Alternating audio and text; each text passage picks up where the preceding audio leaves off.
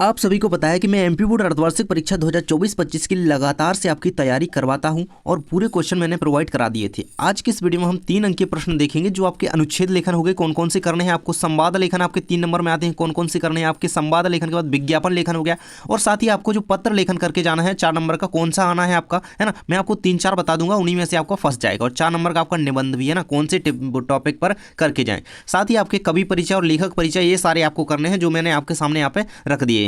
साथ ही हम आपके 3 नंबर की व्याख्या आपको कौन सी करके जानी है ना, अपठित गद्यांश कौन सा पढ़ना है ना, किस तरीके से उसे सॉल्व करना है, सारा कुछ इस वीडियो में कवर किया जाएगा। और आपने अगर पिछले वीडियोस नहीं देखे हैं जिसमें हमने 2 अंक किए जो कि आपके व्याकरण के क्वेश्चन थे, है ना, काव्यखंड के, गद्यखंड के, सारे क्वेश्चंस वहां पे डाले गए हैं, तो वीडियो डिस्क्रिप्शन में चेक कर लेना, है ना। तो हम उन्हें कवर कर चुके हैं। देखिए यहाँ से हमारे होते हैं यहाँ पे 3 अंक के कवि परिचय और लेखक परिचय।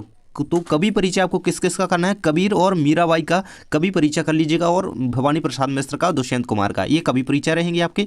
और ये लेखक परिचय, मान लो ये 6 नंबर आपकी परीक्षा में आपके पक्के हो गए अगर आप इन्हें कंप्लीट कर लेते हुए ना। मुंशी प्रेमचंद हो गया, कृष्णा सोबती, मन्नू भंडारी और शेखर जोशी, इनके आपको लेखक परिचय कर लेने हैं, और ये रहेंगे आपके कवि परिचय, है ना, इस आधार पर। तो बिल्कुल इन्हें आप कंप्लीट कर लीजिएगा, और इनके बिल्कुल सरल भाषा में सॉल्यूशन चाहिए तो मैं आपको प्रोवाइड करा दूंगा। आगे के क्वेश्चन के आंसर मैंने आपको साथ में बताए हुए हैं, इन्हीं के आंसर मैं नहीं दे पाया। अगला क्वेश्चन रहेगा आपका संवाद लेखन, है ना। 3 अंक के संवाद लेखन आपका आता है, कौन सा करके जाएं। इससे इस तरीके का क्वेश्चन भी आता है एक, है ना, एक इस तरीके का भी आता है। मैंने कंप्लीट करवाया हुआ है कि इसे सॉल्व कैसे किया जाता है, वीडियो चैनल पर देख लेना। देखिए संवाद लेखन लिखते वक्त किन किन बातों का ध्यान रखना चाहिए, ये 3 नंबर में आया हुआ क्वेश्चन है, इसको यहाँ पे ध्यान से पढ़ेंगे।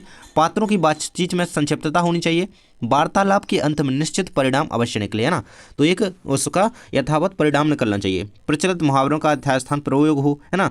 और देखिए ये साथ ही ये भी लिख सकते हैं कि जो विराम चिन्ह हो गए, जैसे हमारे ये चिन्ह होते हैं यूज़ करते वक्त, क्वेश्चन मार्क वगैरह होते हैं, इनका भी यूज़ होना चाहिए, है ना। संवाद की भाषा सरल और बोलचाल की होनी चाहिए, है ना। भाषा कैसी होनी चाहिए, सरल, जिससे हमें समझ में आ सके एक दूसरे के। नेक्स्ट क्वेश्चन संवाद लेखन से आता है, एक महिला और सब्जी विक्रेता के बीच संवाद लिखिए, जो कि आपका 3 नंबर में आता है। तो इस तरीके से आपको उसका आंसर लिखना है, आपके सामने दिया गया है ना। तो महिला पूछती है कि भाई साहब आलू क्या भाव है ना। तो सब्जी विक्रेता कहता है मैडम 30 रुपये किलो। तो इस तरीके से पूरा संवाद यहाँ पे कंप्लीट होता है, ये रहेगा आपका पूरा यहाँ पे आंसर दिया गया है। नेक्स्ट क्वेश्चन आता है, पिता पुत्र में पढ़ाई को लेकर के बातचीत का आपको एक संवाद कंप्लीट करना है। तो ये 3 नंबर में आपका आया हुआ क्वेश्चन है ना, इसे कंप्लीट कर लीजिएगा, आंसर आपके सामने। नेक्स्ट आपका रहेगा क्वेश्चन, हिंदी शिक्षक से परिचय प्राप्त करने पर संवाद लिखिए, है ना। तो इसे कंप्लीट कर लेंगे। छात्र कहता है नमस्ते सर, मैं आपका परिचय जानना चाहता हूं, मतलब मैं आप कौन है, उस तरीके से। नमस्ते मैं रमेश शर्मा हूं सर, कहते हैं इस तरीके से ना।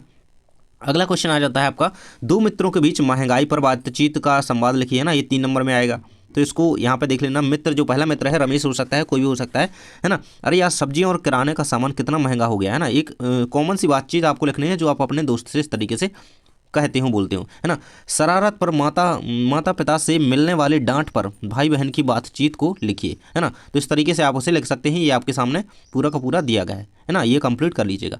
नेक्स्ट हमारे आ जाते हैं भाव पल्लवन। तो भाव पल्लवन आपका 3 नंबर में आता है, चाहे वो संवाद लेखन के अथवा में आ जाए, है ना। तो कौन सा करना है, भाव पल्लवन ये वाला कर लेना। साहित्य समाज का दर्पण है, इसका भाव पल्लवन कीजिए। तो इस तरीके से इसका उत्तर लिखेंगे, साहित्य को समाज का दर्पण कहा गया है क्योंकि यह समाज के जीवन, भावना और विचारों, समस्याओं का सजीव चित्रण करता है। देखिए आपने फिजिक्स के और केमिस्ट्री के, बायोलॉजी के और इंग्लिश के, इन सभी सब्जेक्ट्स के यदि सॉल्यूशन सहित वीडियो नहीं देखे हैं तो डिस्क्रिप्शन चेक कर लेना, और चैनल पर जाकर के प्लेलिस्ट के सेक्शन में चले जाओ, वहाँ पे हर एक सब्जेक्ट का विद सॉल्यूशन वीडियो मिल जाएगा, तो तैयारी एकदम अच्छी हो जाएगी, है ना। तो जाकर के वीडियो जरूर से देख लेना। नेक्स्ट हमारा रहेगा आपको भाव पल्लवन, हिंसा समाज का विनाश है, इसको कंप्लीट कर लेना। नेक्स्ट हमें करना है, अज्ञान निरंतर आदमी को पछाड़ता है, ये आपका 3 नंबर में बनेगा। नेक्स्ट है आपका, क्रोध अंधा होता है, ये भी कई बार क्वेश्चन आया है, इसलिए ये सारे भाव पल्लवन आपको कर लेना है।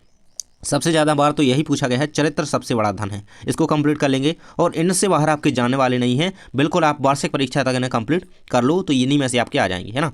इसके बाद आ जाती है हमारी नेक्स्ट, इन्हें भी देख लीजिएगा।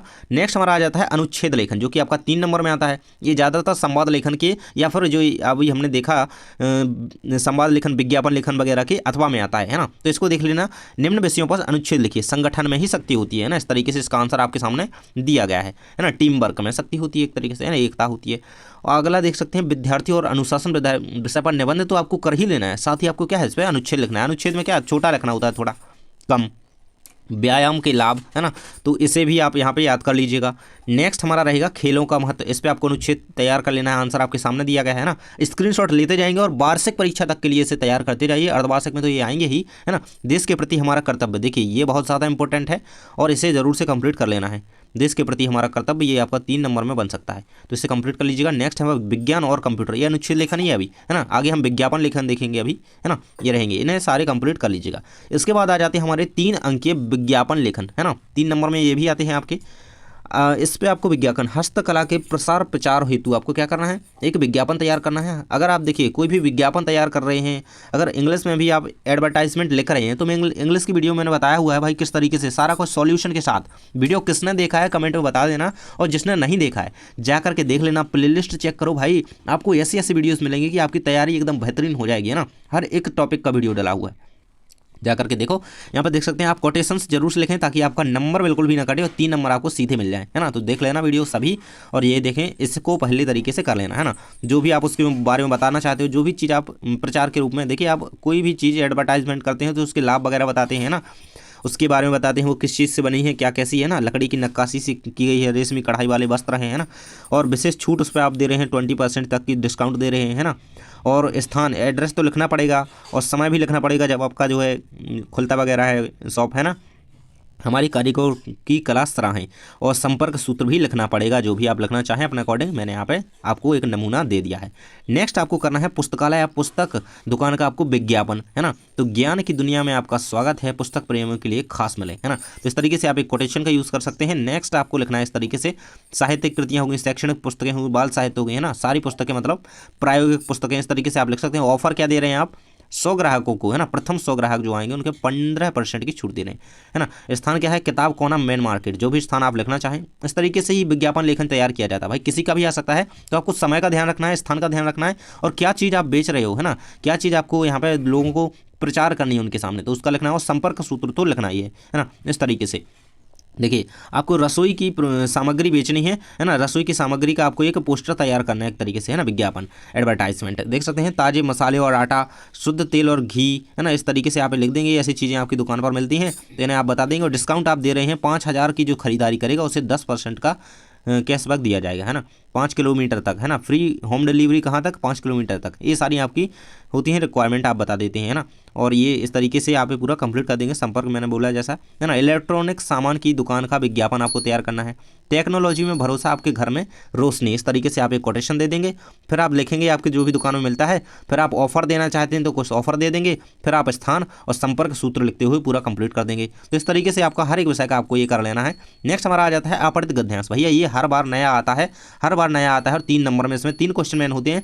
आपको शीर्षक फाइंड करना होता है, आपको उसमें से एक क्वेश्चन दे दिया जाएगा, साथ ही आपको उसका सारांश लिखना पड़ेगा, है ना। शीर्षक सारांश, ये दोनों चीज़ें आपको फाइंड इसी में से करनी होती हैं। एक क्वेश्चन तो आप आसानी से लिख सकते हैं।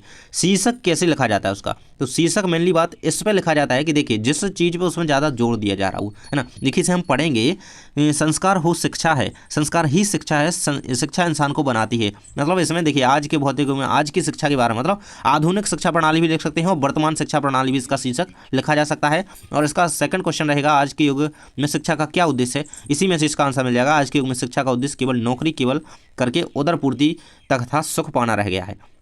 अगले क्वेश्चन का सारांश इसका रहेगा, इस तरीके से इसका सारांश, है ना। इस तरीके से कोई भी आ सकता है, मैंने ये नमूना आपको दिखाया। नेक्स्ट हमारे याद आते हैं आपको कौन कौन से पद्यांश की व्याख्या करनी है। देखिए 4 नंबर में ये आपकी व्याख्या आनी है, 3 नंबर में आती है ना, 3 या 4 ही में आती है शायद, ध्यान नहीं है ना। 12th में थोड़ा अलग है, 10th में अलग है, उससे थोड़ा हो जाता है। 3 या 4 नंबर में ये देखें, संतों देखा तो जग बोराना, ये कबीर के चैप्टर से है, इसको बिल्कुल से कर लेना, है ना। इनको कंप्लीट कर लेना, इनको कंप्लीट करो, ये तीनों कंप्लीट है। भूख मत मचल, है ना, ये 3 दे दी है मैंने आपको, है ना। इन तीनों को पढ़ लो केवल पद्यांश की व्याख्या के रूप में। इसके बाद गद्यांश के रूप में इन 4 को कर लेना, इन 3 को, सॉरी, है ना। ये नमक का दारू का पाठ से है भाई, ये मियां नसीरुद्दीन के पाठ से है, ये नेक्स्ट है आपका, इसको भी ढूंढ लेना, इसके कवि और पाठ का नाम याद कर लेना, इन तीनों को व्याख्या सहित विशेष सहित याद कर लेना। नेक्स्ट आपको जो करना है पत्र लेखन, है ना। 4-4 नंबर के आपके पत्र लेखन आना है। तो आप देखिए ध्वनि विस्तारक यंत्रों पर प्रतिबंध लगाने के लिए जिला अधिकारी को एक पत्र लिख सकते हैं। इसको कंप्लीट कर लेना, ये आना ही आना है। इसके बाद है आप देखिए मोहल्ले की सफाई के लिए आपको एक पत्र लिखना होता है, तो वो भी कंप्लीट कर लेना। साथ ही आपको सचिव माध्यमिक शिक्षा मंडल से 10वीं की अंक सूची की द्वितीय प्रति मंगवानी है ना, उसके संबंध में आपको क्या है एक पत्र लिख लेना है, ये तैयार कर लेना। देखिए पत्र लेखन आपको केवल यही कर लेना है, इनमें से आपके आ जाएंगे। मेनली मैं आपसे कहूँ जो आपको देखिए आपको ये पत्र जो उनसे करने होंगे भाई अपने पिताजी को ये वाला कर लेना, बिल्कुल से कर लेना है ना। और एक ये ध्वनि विस्तारक यंत्रों का, और इसमें 2 करने हैं, दो ये बता देता हूँ, 2 ये रहेंगे आपके है ना, 2 मतलब ये पत्र हो गए और 2 आपके ये पत्र हो गए ना। अपने मित्र को आमंत्रित देना है और पिताजी से परीक्षा की तैयारी के बारे में संबंध है ना, तो इनको कर लेना।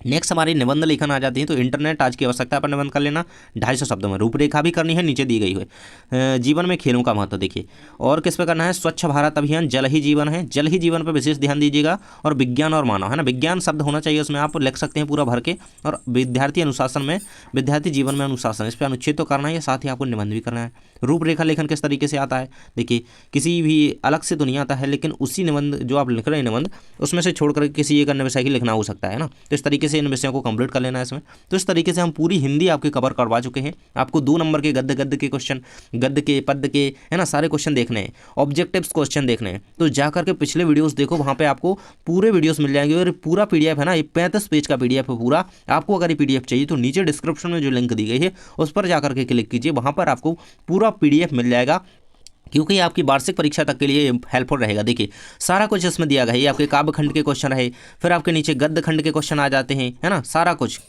कुछ इसमें है। तो पीडीएफ अगर चाहिए तो नीचे डिस्क्रिप्शन में जो लिंक है उस पर क्लिक करो और पीडीएफ परचेस कर सकते हैं। थैंक्स फॉर वॉचिंग, मिलते हैं नेक्स्ट वीडियो में।